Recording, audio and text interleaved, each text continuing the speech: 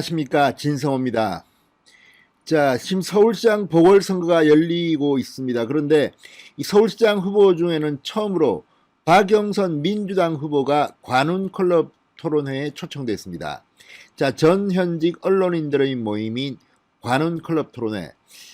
대권 주자들이나 사회에 촉망받는 유명 인사들이 주로 초청됩니다. 관훈클럽 토론회에 초대됐다는 것 자체만으로도 영광인 셈입니다. 그런데 박영선 후보, 오늘 썩 기분이 좋지는 않았을 것 같습니다. 자, 박영선 후보의 관훈클럽 토론회 기사 제목을 봤습니다.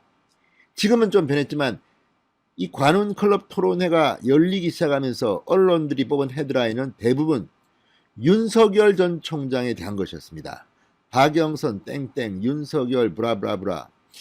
자, 지금 모든 이슈를 윤석열이 끌어당기고 있는 블랙홀이 됐습니다. 그러다 보니까 서울시장이 되겠다는 박영선 후보와 관련한 기사 제목이 윤석열 총장에 대한 말은 뭐 소설이다 뭐다. 아무튼 박영선이 궁금한 게 아니라 윤석열이 궁금했던 것으로 보입니다. 그도 그럴 것이 박영선 후보는 과거 국회 법사위원장을 지냈습니다. 윤석열 전 검찰총장과 개인적으로 친분이 있는 사람입니다. 그래서인지 기자들이 박영선 서울시장 후보의 서울시장이 되면 뭘 하겠다든지 이런 것보다도 윤석열 총장과 관련된 질문을 쏟아낸 겁니다. 물론 박영선 후보의 서울시장 이 정책이나 이런 데 대한 질문도 있었습니다. 그러나 상대적으로 그 외에도 이거 지금 서울시장 출마한 사람에 대한 토론인데 이렇게 윤석열에 대한 질문을 많이 해도 좋은가? 윤석열이 서울시장인가 싶을 정도의 질문들이 쏟아졌습니다. 박영선 후보 조금 불쾌하다는 듯이 답을 생략하기도 했습니다. 그만큼 오늘 기자들의 관심은 박영선이 아니라 오히려 윤석열이 아닌가 싶을 정도로 오늘 박영선 관훈클럽 토론회는 윤석열 때문에 상당히 지장을 받았다. 이렇게 표현해도 좋을 것 같습니다. 그만큼 윤석열 변수가 서울시장 보궐선거에 큰 영향을 미칠 거라는 것을 예측할 수 있게 합니다. 지금 언론의 관심은 윤석열 전 총장이 4월 7일 보궐선거, 특히 서울시장 선거에 직접 개입하느냐 또는 메시지를 내느냐 이런 것들입니다. 아무도 모릅니다. 윤석열만 합니다. 그런데 3, 4월 중에는 외부 활동은 하지 않겠다는 것이 윤석열 전 총장 측근들의 말이고 보면 어떻게 될지는 모릅니다. 그렇지만 민주당 정권은 지금 윤석열의 이런 일거수일투족에 상당히 초조해하고 있는 것으로 보입니다. 오늘 박영선 후보의 관훈클럽 토론회 답변에서 그런 흔적들이 보였습니다. 진성호의 직설 시작합니다. 방송에 앞서 아직 진성호 방송의 구독자가 아니신 분들은 붉은색 구독 버튼 눌러주십시오. 더 좋은 방송으로 보답하겠습니다. 자, 지금 빅3로 불리는 오세훈, 안철수, 박영선, 이 중에서 관훈클럽과 가장 인연이 있는 사람은 박영선입니다. 박영선 후보 역시 관훈클럽 회원이었을 겁니다. MBC 기자를 오래 했기 때문입니다. 자, 그런 박영선을 초청해놓고 오늘 관훈클럽에서는 윤석열에 대한 질문이 빗발쳤습니다. 상당히 곤혹스러웠을 것 같습니다. 박영선. 자, 이날 토론회에는 이 서울시장 출마 후보들 중에서 가장 먼저 가진 토론회였기 때문에 기자들의 관심이 집중되었습니다. 그런데 의외로 박영선 후보의 서울시장 이 비전과 함께 LH 투기 의혹, 윤석열 전 총장의 사퇴, 윤석열 총장과 관련된 검찰 개혁 이런 관련 질문들이 쏟아져 나왔습니다. 특히 윤석열에 대한 질문이 집중됐습니다. 자, 박 후보는 윤 총장 그것이 서울시장 선거 결과에 직접적인 원인이 되지 않을 것이다 이렇게 말합니다. 과연 그럴까요? 자, 내년 대선과 관련해서는 좀 더 지켜봐야 한다. 윤석열 전 총장과는 국정원 수사 당시부터 제가 국회 법사위원장을 했었기 때문에 그 시절부터 간간히 일이 있을 때마다 연락을 해왔던 사이다. 지지율 등락이란 이런 것은 좀 더 지켜봐야 한다고 말했습니다. 자, 민주당은 윤석열 전 총장이 사퇴하기 전 마지막 일정으로 대구지검, 대구고검을 방문한 데 대해서 정치검사의 마지막 퇴장이라고 혹평한 바 있습니다. 박영선은 어떻게 생각할까요? 이 질문에 서울시장 후보와 윤석열 전 총장과 직접적 관계가 많지 않아 발언을 자제하겠다. 윤석열 전 총장은 국정원 농단 사태 때 굉장히 힘들어졌을 때 대구로 발령이나 귀향 간 적이 있다. 자, 어쨌든 윤석열 전 총장에 대한 질문에 대한 답변에 대해서 좀 짜증이 난다는 그런 뉘앙스를 읽을 수도 있었던 것 같습니다. 이후에도 윤석열 전 총장에 대한 질문은 계속됩니다.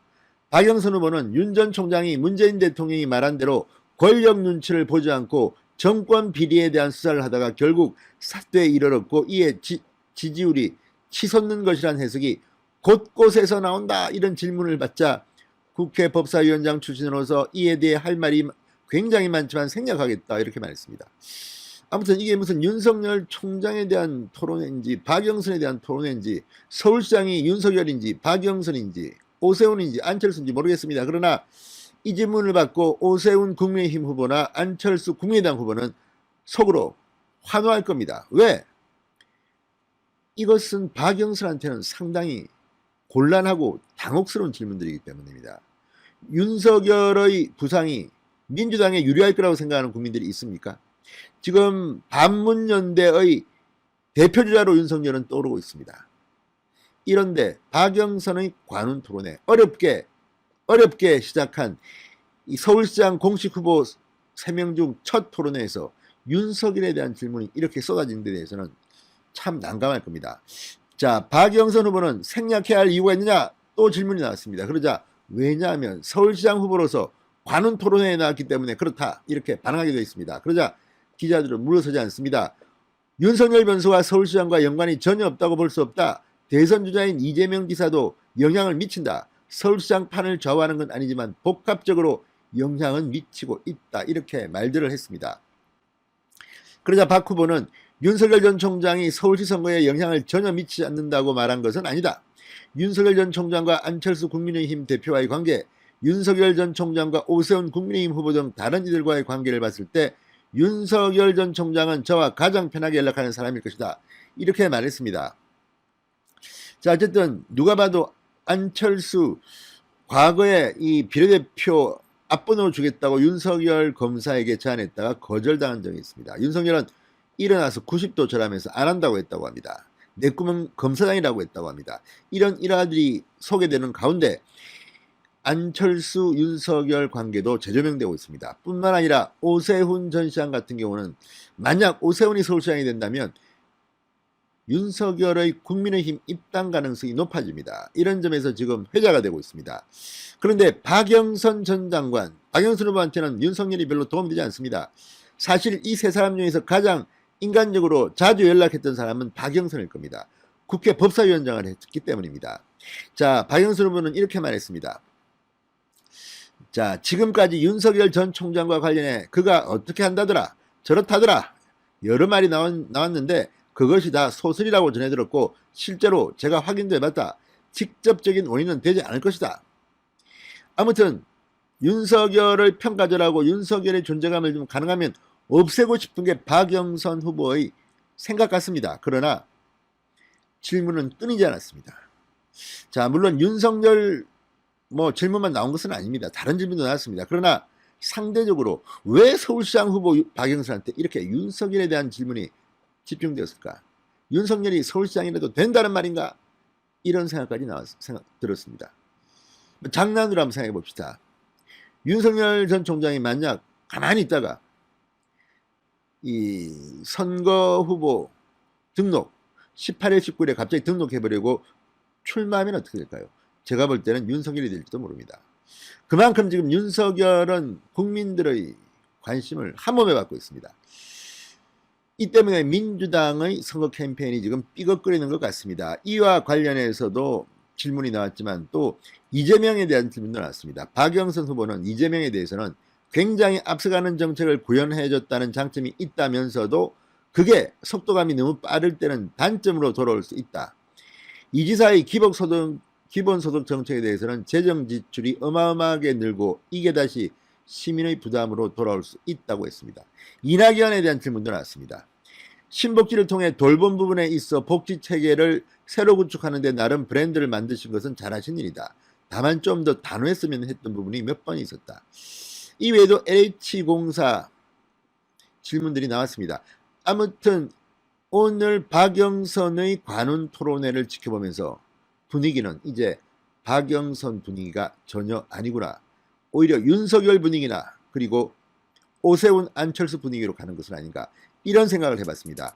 박영선 후보 오늘 관훈 토론회를 했지만 속으로 굉장히 열받았을지 모르겠습니다. 뚜껑이 열렸나요? 진성호의 직설이었습니다. 여러분 감사합니다.